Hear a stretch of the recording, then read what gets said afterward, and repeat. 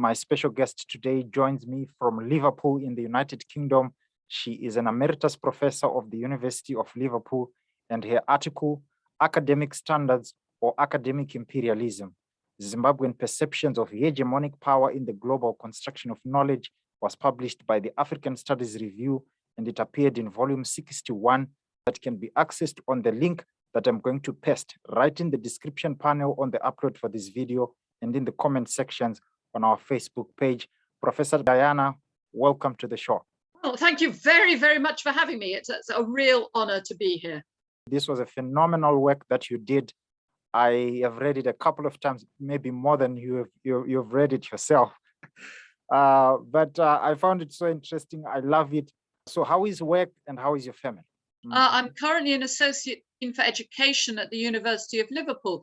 We are currently in an industrial dispute. It's the longest running industrial dispute that there has been in Liverpool since a dockers dispute some decades ago. So if anybody out there would like to find out about the industrial action at the University of Liverpool, then please do Google it. We're struggling to save jobs here. But apart from that, everything is good. COVID is rising here again with the Delta variant, but so far we're coping. And I hope everybody else watching this is also free from any fear of COVID in their families. Did you face challenges in publishing this work, be it research challenges or getting it to be published itself? I'm asking this because you raise very, very critical ideas in this article that can by no means fail to stir controversy in the politics of the academia. That is, of course, a very astute question. A lot of the data in the article is derived from my experience on the editorial board of the Journal of Southern African Studies. And so my first consideration was, should I try to publish it in JSAS? And secondly, if not, was it disloyal of me to publish it elsewhere? So those were my first initial concerns, but I spoke to colleagues, particularly colleagues in Zimbabwe, about what they thought I should do. And they advised me that I should try to get it published and that I shouldn't worry about potential disloyalty, because I was describing processes. I wasn't actually attacking JSAS. And in fact, I do praise JSAS in the piece for what it does within our existing hegemonic set of ideas about standards. JSAS does more than most journals to try to address how to support African colleagues. So I went ahead and I offered it to African Studies Review because I think they are a journal that addresses academics working across the whole continent. And although they're based in the US, they do engage very, very widely with African colleagues based in Africa as well. So it seemed like a good place to try to place it. It took a very long time actually to get readers' reports, a very long time. I think that I never heard that was because academics do this work voluntarily and they're overworked and sometimes it takes a long time to get back to get something published. Yeah. So I wasn't aware that it did actually create any concerns in terms of its content, which surprised me because I thought I would get pushback. So there may have been things going on behind the scenes, but if so, I never got to hear about them. Well, as I was reading your article, I tried to link it with what I knew, what I understood before reading this piece about the challenges of African scholars and African scholarship in terms of literature, why it is failing to get out there and to be a seminal work in studies that are done across the globe. And the conventional wisdom that I heard and that most people have is that it is primarily the inadequate resources. It is primarily the lack of resources that can facilitate research, not only research, but also the publication and popularization of these works.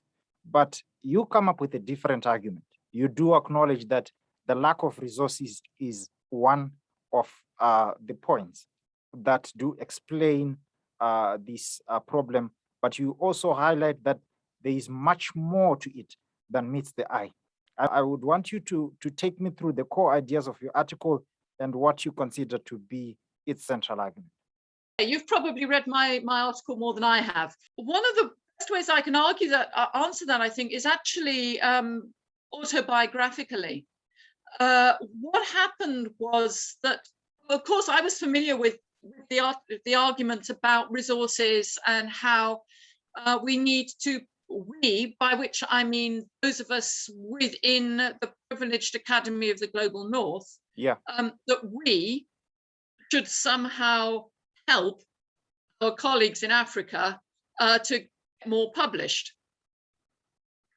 I have been very active for many years, and I saw, I was as an editor and as somebody who also cares an awful lot about teaching people how to do academic research from undergraduate level onwards. But as someone who was engaged as a teacher and as an editor, I'd done a lot of work to try to do that.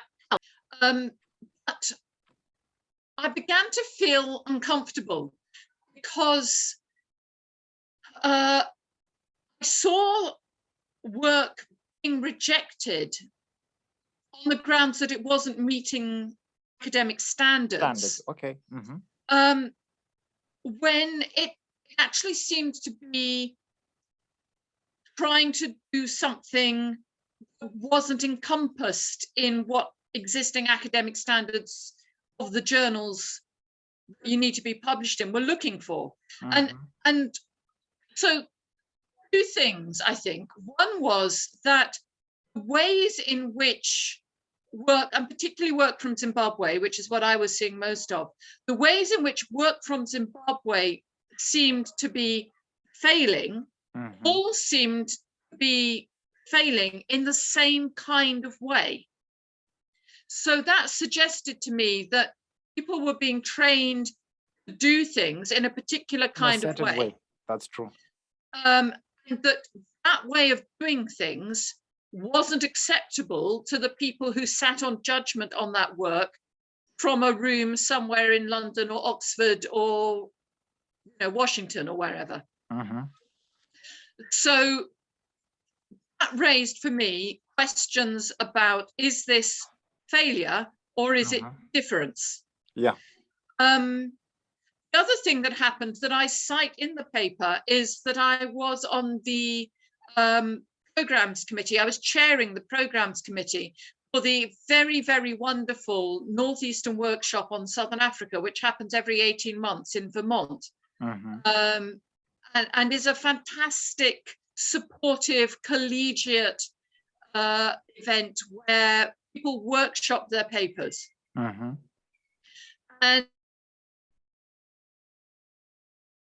And because it's such a great event, it's become increasingly popular and we get more people wanting to present papers there than there is room for. And as I mentioned in the article, there was a group of us who were assessing the abstract and deciding which papers we would accept, purely based on the criteria that we had set forth, which we had framed, believing ourselves to be alert to post-colonial conversations and were actively encouraging work that addressed a Southern perspective. And yet, when we got to the end, as my wonderful colleague Moje Chikawero pointed out, we had cut out all of the abstracts that had been submitted by Africans. And as he said, surely, there must be something else going on here. What is it about our criteria that means that nobody from Africa seems somehow able to meet these criteria? So we then went back and looked at the work again and looked at the submissions that we had received from African researchers and realized that we had been excluding them on grounds were epistemological about the whole way that they had framed their research. So what I've got at this point is just two sets of observations, that there appears to be some difference in the way in which academic work is being framed coming from the South, and that what appear to be simple statements of standards are excluding contributors from Africa without anybody involved in that process intending to do that or wanting to do that. So there is some kind of systemic exclusion of work from Africa that isn't being acknowledged in the conversations that we're having about the need to help, the need to nurture, and about resources. So that's a starting point. But what then needed to be done that I couldn't see anybody doing, and which I took it upon myself to do, was the work of analysing what is this difference. And that's the work that I felt I could do because I had the data from what I'd seen coming through the board at JSAS, and from my experience in NUSA, and from my experience in talking to colleagues in Zimbabwe. I then went and talked to research managers across a diverse range of institutions within Zimbabwe, and I talked to the chair of the overarching Council for Higher Education in Zimbabwe. And initially I went to do that, say, well, what can we do to help? What is it that you need? And the more I talked to people, the more I realized that this isn't about the North coming to help the South. It's about the North needing to be more aware of the hegemonic assumptions. And the point about hegemony is that it appears as common sense. It appears as these are standards that we're all agreed on, that this is common sense, that these are academic standards. And the problem with hegemony is it's very difficult to recognize that what you see as universal and normal and everyday and common sense is actually partisan. So what I was trying to do in this piece was to recognize wherein the partisanship lay. You talk about high impact journals.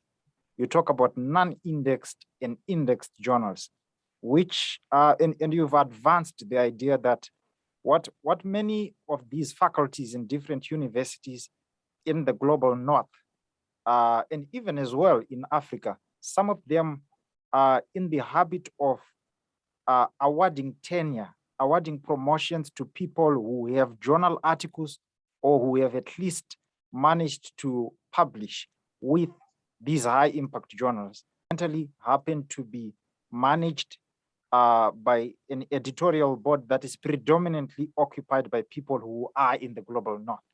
This problem can not only be solved, being addressed at the level of the global North, understanding that there are different approaches to research and different approaches to the style of writing. But in terms of institutional politics and institutional administration, that there also needs to be a remarkable effort that needs to be done to review that kind of approach to awarding tenure and awarding promotions to those people that have only managed to make it into these so-called high impact journals that to some varying degree have a systemic exclusion of African scholarship and African literature. So various things that are going on here. First of all, high impact journals. High impact journals, the concept of high impact is a completely meaningless concept anyway, wasn't really designed to assess quality. It was designed to help librarians to make decisions about subscriptions, but it's become a standard of quality. So what is a high impact factor journal? It's a journal where a high percentage of what's published in each issue then subsequently gets cited in journals that are included in big citation indices. Now, those big citation indices are based on reviews of defined journals that counted as citation journals. So, surprise, surprise, the vast majority of citable journals that are surveyed for the stats for these indices, like Google Scholar or the Reuters Thomson Index, they're based in the global north. So first off, if you get cited in the global south in a journal that isn't, or in any journal that isn't within these citation index journals, you get published in a journal that isn't included in the counting of citations, you could be cited, a nation of state getting cited, but it doesn't count. Exactly. So what counts as a high impact factor journal is how many times stuff that's published in those journals then gets cited in index citable journals. So that in itself is a set of power relationships. So that's one thing. Next thing, as you say, is that being published in high impact factor journals then is valued for promotions and other important things in an academic career. So we can say, well, that's not a problem, because all we need then is to help again more Africans to be published in those journals. So if we put to one side the problem of which journals count, and just say, well, this is the world we live in, what are we going to do about that actually existing situation? How do we get more Africans to be published in high impact factor journals? Now, again, one of the responses to that is, well, it's not so important for people at African universities to be published in these journals anyway, because there is a more instrumentalist approach to higher education in African universities than there is in many universities in the global north. In other words, that what matters for many university departments in the global south is that academics should be producing usable research. And very often that means policy-oriented research and development-oriented research. So there is an argument that it's more important to write policy papers that are externally funded by development organizations. Kind of consultancy and policy work is more important. And that's why we don't see more Africans publishing in the high impact factor journals, because they're busy writing policy papers and consultancy reports. So that's an argument that's made. So I looked into that, and what I found is that's not the case either. That although in Zimbabwe, there is indeed a very high and very understandably high premium put on usable research, that promotion still depends upon what one might call pure academic research. And indeed that the University of Zimbabwe, certainly at the time that I was talking to managers there, and when I was talking to the director of the Council for Higher Education in Zimbabwe as a whole, the argument was that junior scholars need to prove their worth by getting themselves published in respectable journals, and to demonstrate a solid scholarly track record publishing in academic journals before they are encouraged and supported to go out and bring in external funding, big research grants for practical research. So we cannot say that the reason why more Africans are not being published is because they're more policy paper oriented.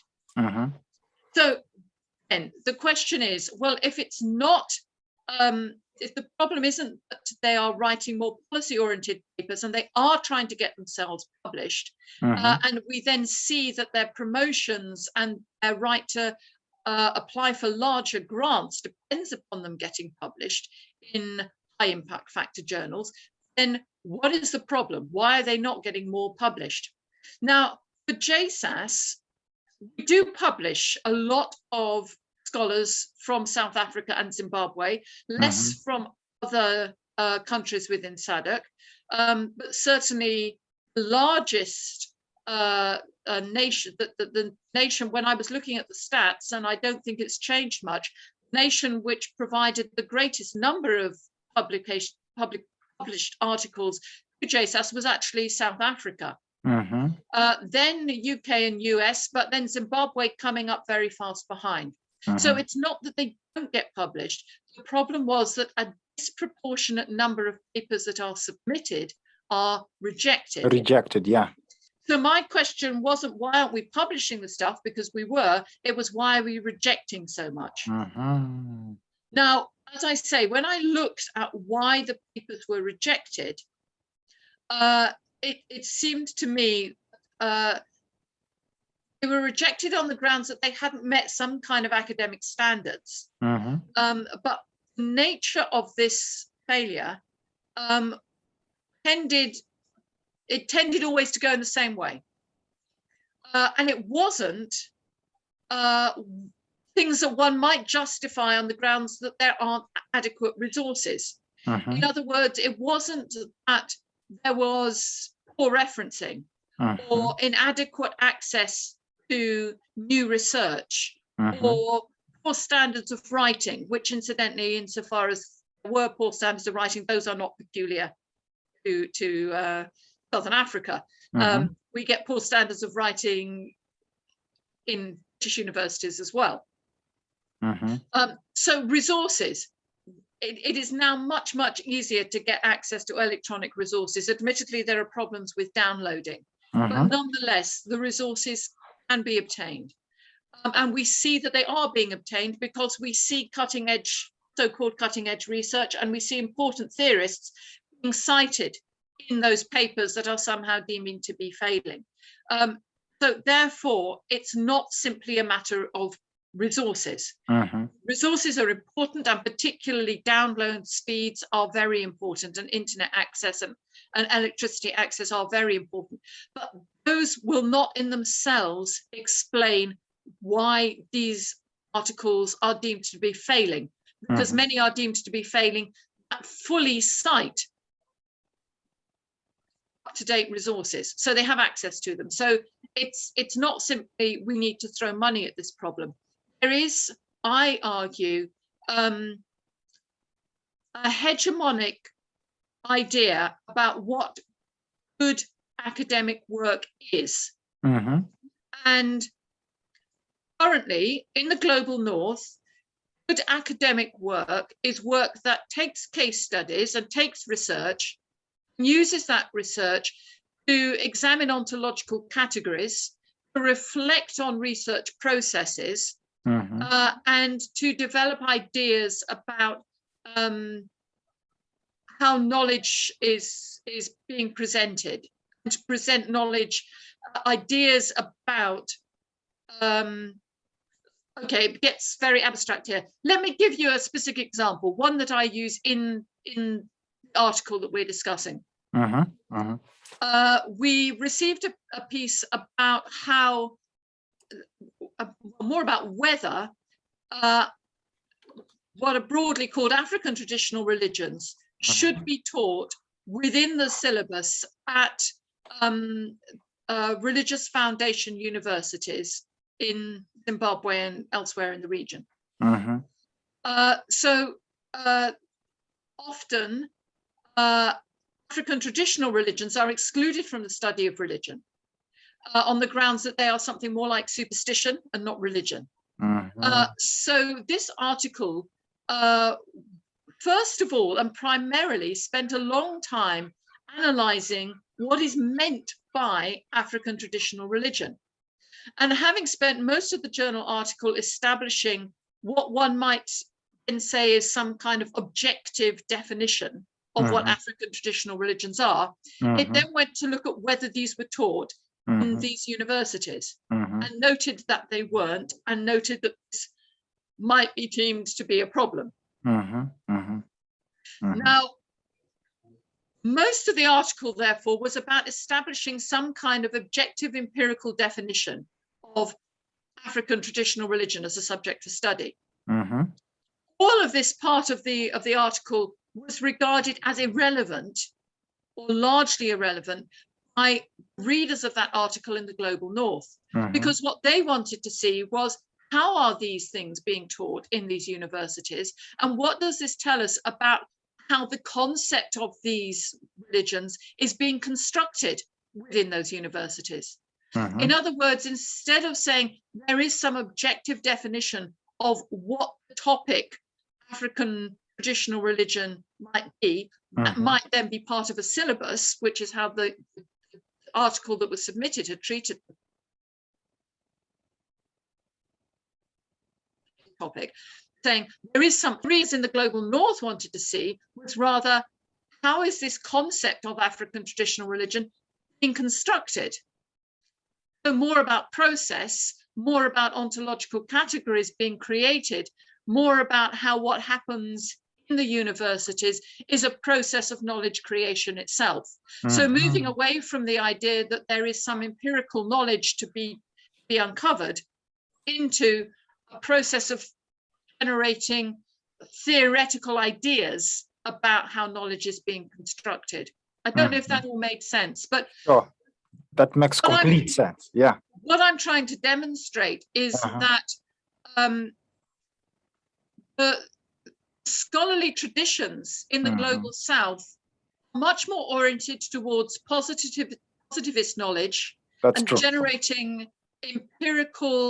detailed empirical study. And then having something to say about those, but primarily focusing on the generation of positivist knowledge. And very often when that's framed within theory, what happens is that the theory is set out in detail beforehand and then is used as a fairly rigid lens within which to look at the case study. In the Global North, however, current fashion is to regard empirical knowledge as of value only insofar as it helps to finesse theory and to generate and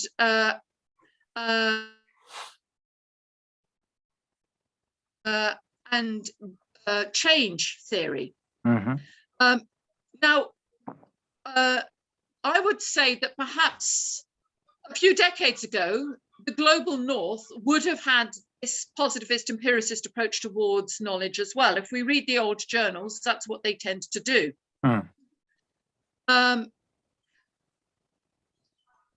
It could be argued that the reason why this is still being done in universities in the global, or is being done in the universities in the Global South, is because they are still doing what was done in the Global North decades ago, that this is a colonial hangover. Now, again, I don't buy that because I see change, and I cannot see why, with all the other things that have been transformed, why this very tiny little window of higher education should have continued to be over-influenced by colonial ways of doing things, where what we see happening elsewhere in the post-colonial world is that there have been challenges to colonial ways of doing things, which isn't to say there isn't neo-colonialism, which is trying still for rich world, the extractive world, to control and influence what's being done in the previously colonized states. Neo-colonialism is a constantly moving process. It's not still stuck in what was happening in the 1950s, 1960s. So I'm not saying there isn't neo-colonialism. What I'm saying is it's evolving.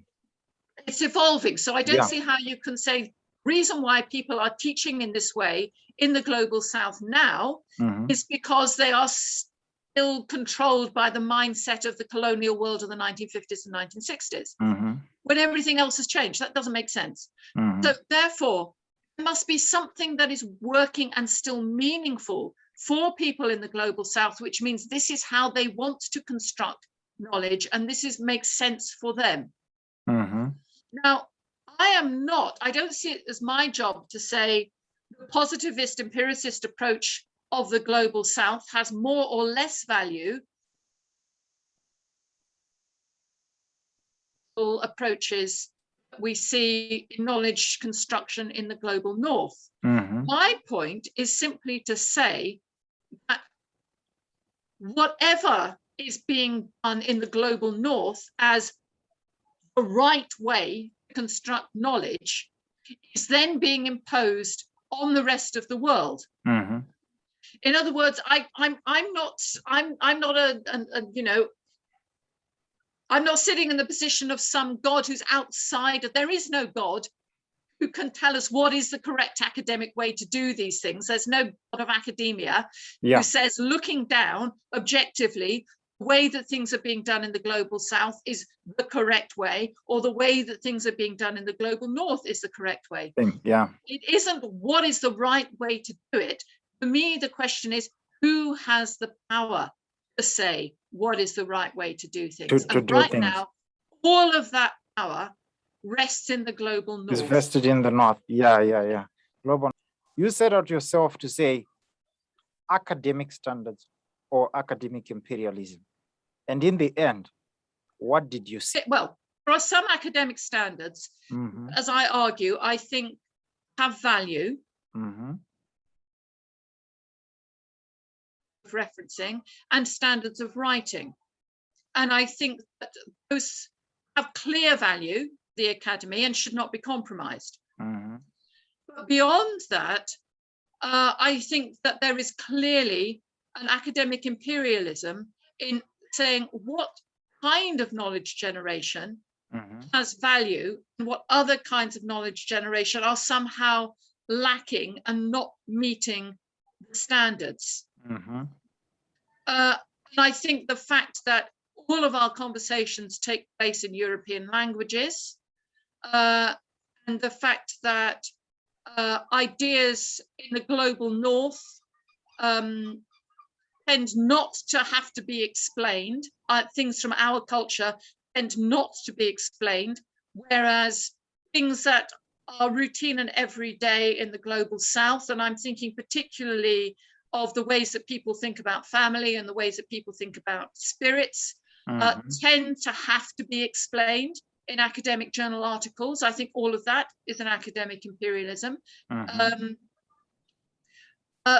also think that we don't resolve this by saying, well, let us go and try to help people in the South better reach the standards that have been set in the North, which is what we've done heretofore, and with good heart and with good intentions. We need to start recognizing that there are other places and other ways in which knowledge is being generated. Now, we can't just go and do the let's all contribute to online, pay to contribute, free to view Nigerian journals. We all, regularly get the invitation from a Nigerian journal to submit our work to that. That's not going to work either, because we do need to have peer review. We need to have some standards that we maintain. So what is required, I think, is that those of us who currently hold the power to define the standards need to shut up for a bit. We need to start talking to our highly respected, and many of them scattered across the world, who were trained.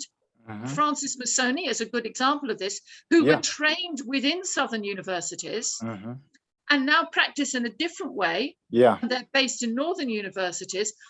We need to start listening to those people, and we need them to start telling us how they might judge work that's being generated within the traditions that they grew up in, and to explain to us so that we can listen and hear what they have to say about what they see of value in that work and how they recognize it as different from how they might value that work within the standards of the global north. And we might perhaps begin to shift the conversation so that other types of work gets published and valued. And until we start to do that, we don't know where that will lead us, because we're not even having that conversation at the moment.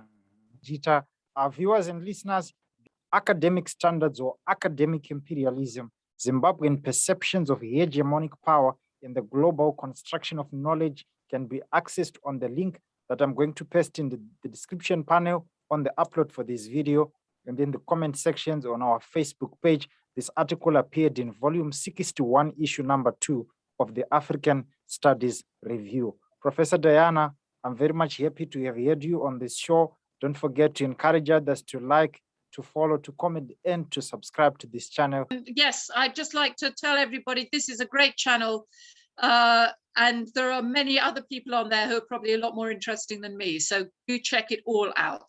Wonderful.